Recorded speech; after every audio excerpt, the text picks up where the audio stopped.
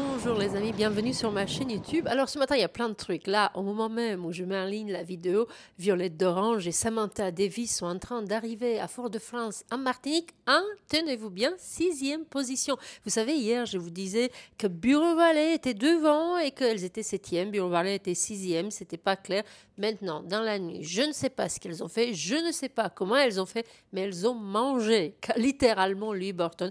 Et donc, c'est en 6e position, juste derrière Justine Métro et Xavier Macaire, qu'elles arrivent en ce moment même à Fort-de-France. Je vous mettrai évidemment cet après-midi des vidéos, un petit peu des images de leur arrivée, mais il faut d'abord qu'on leur laisse le temps d'arriver, n'est-ce pas? En plus, le site internet de la Transat Café L'Or a collapsé là ce midi. Je pense que tous les autres journalistes essaient aussi d'aller voir ce qui se passe. Donc, on va avoir, on les voit déjà à bord. Elles ont fait une très belle course. Elles ont surtout montré, en tout cas, ce que l'on a vu dans les vidéos et dans les photos de Samantha Davis et Violette d'Orange.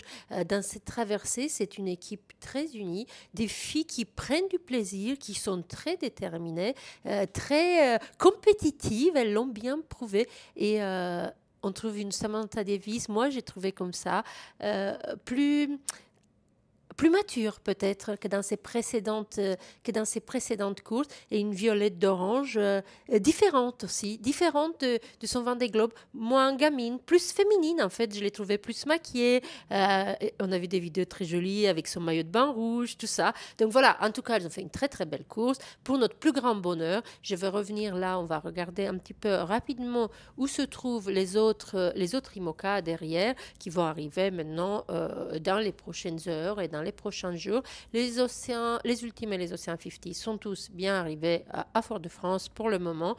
Donc voilà ce que je vais revenir de toute façon sur la Transat Café L'Or avec d'autres infos, parce que ce matin, ce samedi matin, qui est en plus un samedi midi, je voulais vous parler encore un petit peu à nouveau de la mini transat La Boulangère, parce que vous savez, je suivais d'un œil cette course. Je vous disais cette semaine qu'il y avait match entre Benoît Marie, le grand favori qui était en tête pendant toute la mini transat, et son suivant, Mathis Bourgnon, qui a un très gros passé familial maritime des navigations, vous le savez.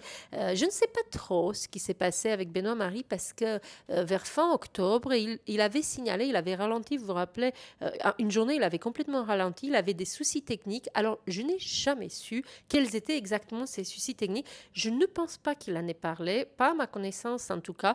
Donc, on verra au moment de son arrivée ce qu'il en dira sur ce qui s'est passé à bord de son bateau. Mais ce matin, on va surtout se concentrer sur l'actu du jour, qui est celle que le vainqueur de la Mini Transat 2025 partie des Sables d'Olonne en direction de la Guadeloupe il y a quelques semaines est Mathis Bourgnon. Coup de théâtre au large de la Guadeloupe. Après 13 jours de course folle, le skipper suisse de 28 ans a réussi l'impossible, doubler Benoît Marie dans les toutes dernières heures de la Mini Transat La Boulangère.